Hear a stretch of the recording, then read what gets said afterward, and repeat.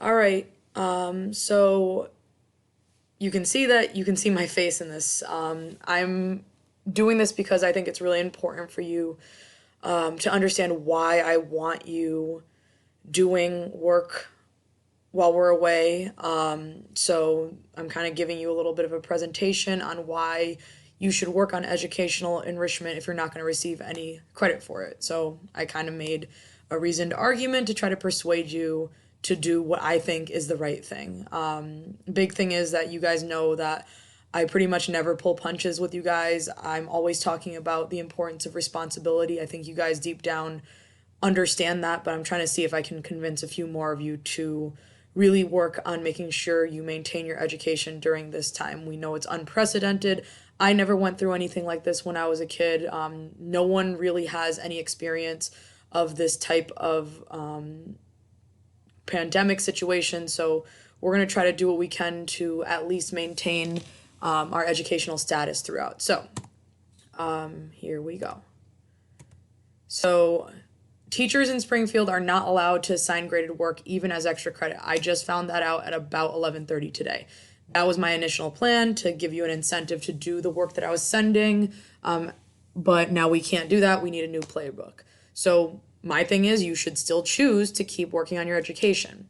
I'm providing this educational enrichment to help make sure that the educational gap during this time does not get wider, meaning that I do not want you to fall behind. So it's very important to continue to work on your mathematics skills, and here are my reasons. So here's my outline. I'm going to go through an overview. Grades are not the reason we go to school, the importance of continuity, self-determination, and self-responsibility, and a summary of how to contact me. So, why should you continue to work on your education when you're not being assigned a grade or credit? Here are my basic 3 tenets. You should be doing schoolwork for more than just a grade. The grade just happens to be a byproduct of effort. You are the primary driver of your own educational continuity right now, since you are not in school in front of me. And if you want to be independent at some point down the line, now is the time to practice it by showing self-determination in your own education.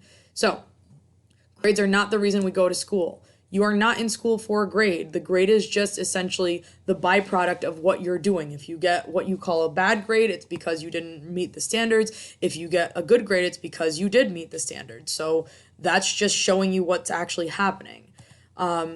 School serves the purpose of providing everyone with an education. You're in school to learn. The idea is that everyone has a right to education, and so you have that right. Not every person has that right. Not everyone in history has had that right. You do. So let's take advantage of that opportunity. Whether or not you're physically in school, you should be trying your best to further your own knowledge no matter what, for the sake of furthering your own knowledge, not for any external reward, not for a grade, but to make yourself better. And if you build that mentality now, it's going to help you so much with life after you graduate from high school and enter the real world, where you don't have as much support, and this is an opportunity to kind of work on that transition. You guys are older now, you're teenagers, you're not little kids anymore, and I know you guys don't like being treated like little kids, so here's an opportunity to prove that we can give you more responsibility, that you can be trusted. So, the importance of continuity. So, if you notice inside that word continuity, you could see the word continue. So, it means making sure we keep going forward. So, if you do not do work, that means you are harming your continuity. So, when we do return to school, which will happen eventually, you will be at a disadvantage if you make the choice to do nothing. So, while it doesn't hurt your academics now, if you make the choice not to do the enrichment that I'm sending you, it will make it hard for you to do well when we return, and you might see an impact on your grade then. Again, you're not going to hurt your grade if you choose not to do anything right now. If you make that choice, and I keep using that word choice for a reason because it is in your power to decide what you're going to do. I can't make you do anything. I can't make you do anything anyways, but you have a little bit more power now that you're not right in front of me. So you will see an impact eventually if you do not work on maintaining your continuity of education. I have a responsibility to you, which is why I keep putting out these videos. It's why I keep spending time. It's why I've made office hours. It's why I'm reaching out to everyone in every possible way that I have. to make sure that I can give you those opportunities to continue your education, but you also have a responsibility to yourself to maintain your educational continuity. You may have noticed that the Springfield Public Schools website has some resources available on there. Obviously, you are free to use those as well. However, I'm giving these to you because I think they're the best way to pinpoint your individual skills. The use of Khan Academy will help me really reach you as an individual, whereas the Springfield Public Schools websites might not necessarily do that on an individual level. And we know that one size does not fit all, and I want to make sure that I'm doing the best of my ability to help you achieve your potential.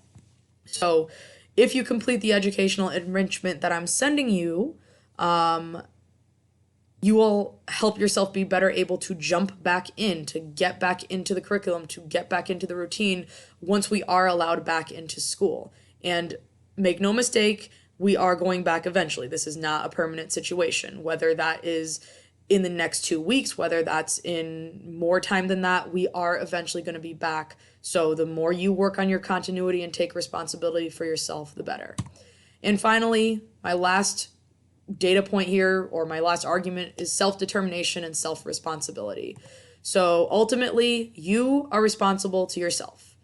You're the only one who is you. No one else understands what it's like to be you. No one else can actually make the decisions that you make for your own being. So in the long run, you really cannot depend on other people to do things for you all the time for the rest of your life. Eventually, those people who you depend on right now are not going to be there. And you've seen that across time. When you were a baby, your parents, your guardians used to do everything for you to make sure you survived. You don't need them to do that anymore. The same thing's going to happen with your education, with all the choices that you have to make about life. I've talked to every single one of you. I know that all of you want to be independent at some point down the line, that you want to be the one in charge of the choices that you make, that you don't want to have everything controlled by someone else. And we always also talk about how you have control. You have more control than you realize. So if you have that goal, you've got to start working in that direction. And it starts by making that step towards independent learning. We also all know that there are things in life that we have to do, even if we don't feel like it. Examples include the chores that you do at home to help keep a clean house. We've talked about why those are important, even if someone isn't telling you to do them. And I give examples of my own life where I have to keep my house clean, even if I'm tired, even if I don't feel like it, because otherwise I'm living in a state that I don't want to be in. So if we want something, we have to make a sacrifice to work towards it. So essentially, I'm asking you to put all this together and prove to everyone, to yourself, to me, to the world, that you want to learn how to be independent. It doesn't just happen. You don't just wake up at 18 and know how to do everything on your own. You have to work towards it. And I know plenty of adults who are my age who haven't achieved that. So it's not a magic thing, and it requires effort on your part. You need to do the work. You need to make the sacrifices. You need to learn how to work without external reward. So an external reward is something that you get in exchange for something else that doesn't come from inside of you. So example would be the grades. So grades are an external reward. You get a good grade if you do a good job on an assignment. When you were little, you might have gotten candy for doing something that people wanted you to do. Some people get money if they get good grades. Some people get money for doing the chores that they're supposed to do. But you're not always going to have that for the rest of your life. And so if you can learn how to do that now, it's going to help you improve a lot as you get older. And it's going to move you towards that goal of being independent that each and every single one of you has told me that you have. So what I'm doing is I'm kind of going back to what you said to me, what you've told me that you want, and using that as your motivator, as your reason to keep moving forward. So no one's saying that this isn't a tough situation. I know this isn't easy. It's not easy for you. It's not easy for me. But this is where we have a chance to show that we're resilient, to show that we're tough, to show that we can do things even when they're not easy, even when we have huge obstacles ahead of us. We can do it. I know I've given you guys the skills to do it. I know you have the skills. You can do this. And you as students, you have the chance right now to prove to yourself and the world that yes, you can get through a challenge, and yes, you can do independent learning. So, in summary, things to remember, things to think about. I am here to support you. That is my job. That is what I am doing as your teacher. So independent learning, I keep bringing it up. learning on your own, that does not mean learning without support. I will do everything in my power to help you maintain your skills. So I'm not asking you to know all this stuff without any help. I'm asking you to watch videos. I'm asking you to go to backtrack and build up some skills that you may have areas of weakness in and work to get better in those areas. But I'm here to help you with that. So remember that. I'm not asking you to do this on your own. It is so important to keep your educations moving forward at this time, no matter what obstacles we need to overcome. This is how we learn how to be tough. This is how we learn how to problem solve. This is what I'm talking about when I say math is life. Math is problem solving. Math is that ability to think through issues and come to a solution even when it's difficult. So work on that enrichment on Khan Academy while we're apart, even though it does not impact your grade. And ultimately, please, please, please be responsible to yourself. This is what this is about. Make the most of the situation we've been thrust into and keep on building your skills. So, a couple of pieces of information on how to contact me via Remind and other sources. So I'm going to go through all my contacts. So on Remind, you have the website. You need to create an account if you use the website. You could download the app on the phone. It's going to ask you and walk you through creating an account. You can text the class code to the number 81010. You got to put an @ sign in front of the code. You can email your code to whatever your class code is at mail.remind.com.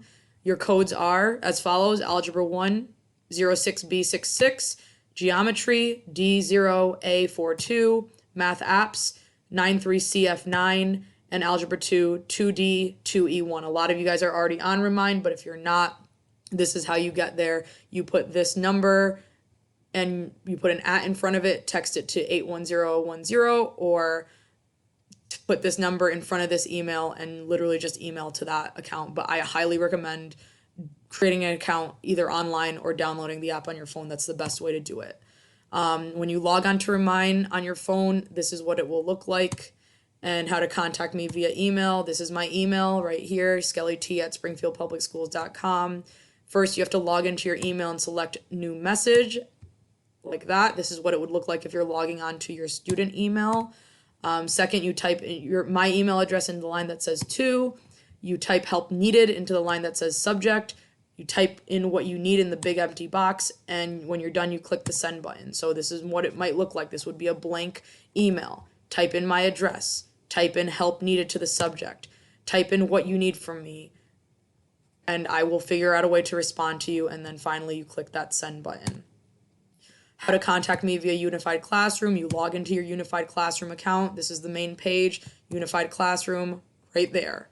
Click on it. This is what you're going to see. You select Sign In with Microsoft right here. You're going to be brought to this page. You type your student email in the line that says email, phone, or Skype. For example, if your student ID number is 00000, then you would type 00000 @ springfieldpublicschools.com into this box right here. Then you're going to be brought to another page. It'll have that email up in the top bar. You type in your password and then click sign in. Your password's the same password that it always is. SP followed by your birthday. Unified Classroom, then you will click on communication once you're logged in. Select messages. So you'll see communication. It will say messages. It'll come up. You click on that. Find my name in the list of all your teachers. Click on my name. Bam. Once you click on my name, you're going to be brought to a box like this. Any old messages that I've sent you will be on top. You type your message to me in the box that says send Teresa Skelly a message, and once you're done, click send. So whatever you need, send me a message. I will get back to you. We'll figure it out. And then via PowerSchool, last way, which is essentially via email, log into your PowerSchool account by clicking the icon for Student Parent Portal, which is right next to the Unified Classroom. They do have the same icon, which can be confusing, so be careful about that. Sign into PowerSchool using your SPS ID number and password. Here's your example right here. You guys know how to do that. And then click, you should be automatically brought to the grades and attendance page, but if you're not, you click grades and attendance right up here in the navigation menu on the sidebar. And then finally, once you get to PowerSchool and grades and attendance, find my class, click email Skelly Teresa. You're going to be given the option to email me, and you can follow the email directions from earlier in the slideshow if you need help. So, basic thing, you can do this. I believe in you. Contact me at any of those methods if you need any help at all. We can do this together.